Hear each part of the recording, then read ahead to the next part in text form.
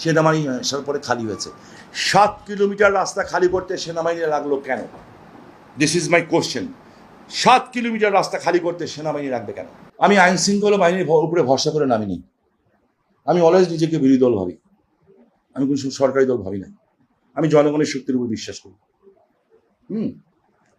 তো আইন শৃঙ্খলা বাহিনীর ভূমিকা কি ছিল, এটা তো ওনারা চেষ্টা করেনি তা বলবো না, তবে হয়তো পারেন নাই, পারলে তো এত কিছু হতো না।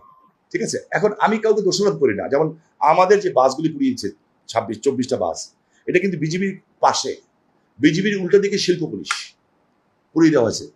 একটা এসবি গার্মেন্টস $1 মিলিয়ন বেচারি মাল নষ্ট হয়ে গেছে। বেচারি কি দোষ করেছিল? শুধু পুলিশকে পানি খাইয়েছে। আমার মনে হয় যে যারা প্রশাসনের দায়িত্ব ছিলেন তারাও এই ধরনের